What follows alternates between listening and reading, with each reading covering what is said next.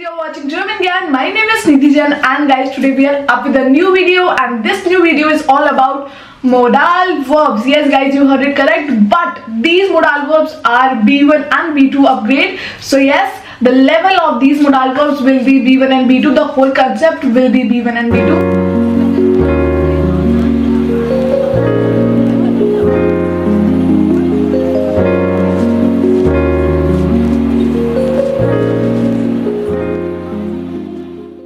Yes, I have already uploaded even A2 content also. For that, you can go and check out on our German Gyan YouTube page. If you are listening for the very first time, then my name is Nidhi and I'm a CEO and the founder of German Gyan. German Gyan provides you online and offline classes.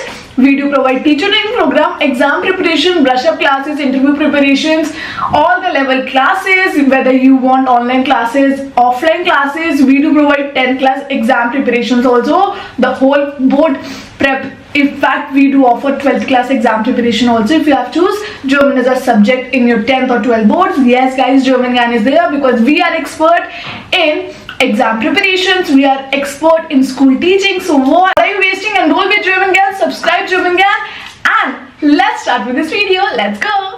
Modal verbs in German, B1 level to B2 level upgrade. Let's first see the comparison between B1 level use of modal verb and B2 level use of modal verb.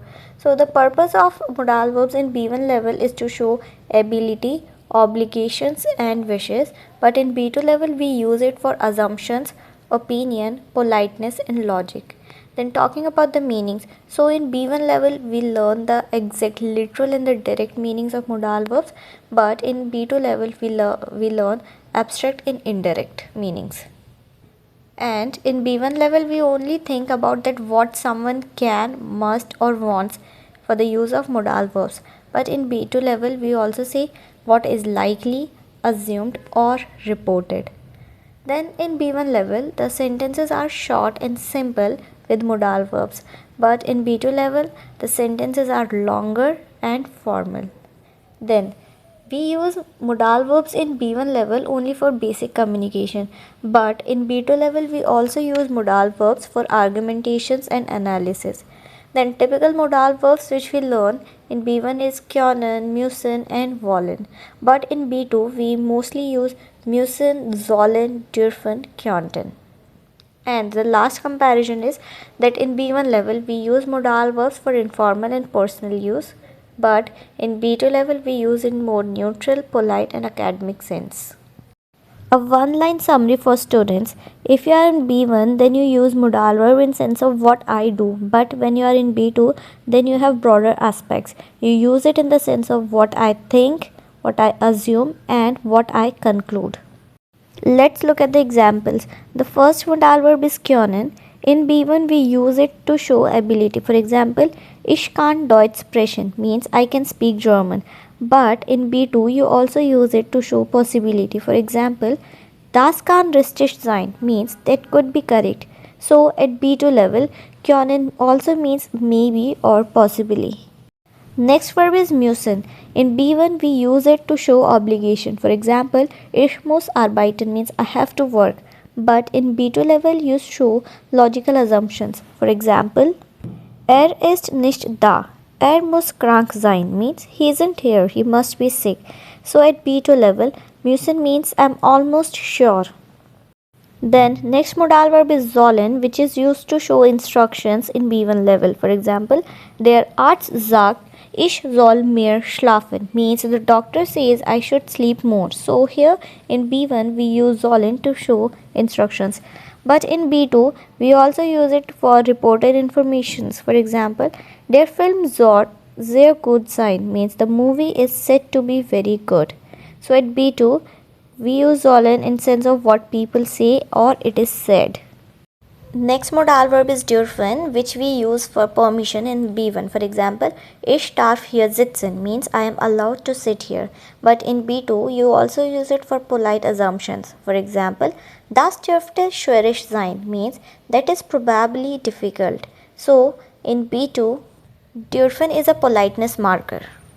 Next modal verb is wollen, which we use in sense of wish in B1 level, which actually shows the strong desire of something. For example, Ich will in Deutschland arbeiten means I want to work in Germany.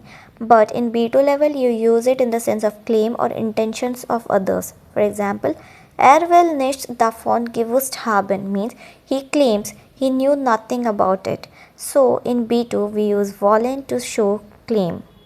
Now we have modal verbs in past tense as well in B2 level. So the sentence structure is haben, then infinitive, then modal verb at the end of the sentence. Means the first thing is sure that we use haben at the second place, then we use infinitive form of the action verb and modal verb goes at the end of the sentence.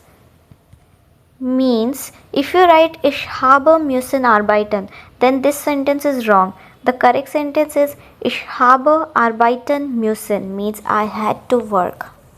More examples of modal verb in past tense are ich habe lange warten müssen means I had to wait for a long time. Next, hat nicht kommen können means he was not able to come. And the last one, sie hat früher gehen dürfen. She was allowed to leave earlier. And now an exam tip is that this structure appears very often in lesen and schreiben, so make sure that you are practicing it very well. In B2 level, we also have modal verbs with passive voice, and the sentence structure is we write modal verb and then we write passive infinitive. For example, die Aufgabe muss erledigt werden means the task must be completed. So as you can see, we conjugate a modal verb at the second place and at the end of the sentence we write passive infinitive. Another example is der Vertrag kann unterschrieben werden means the contract can be signed. And the last one, das Problem soll gelöst werden means the problem is supposed to be solved. And we use this modal verb with passive voice in formal emails, reports, official communications and speaking style 2 argumentation. So guys, how was this video? I hope you enjoyed watching it. I hope you loved it. Thank you so much for showering lots of love. We'll catch you in the next one. Till then, keep learning German with German Gyan. Take care.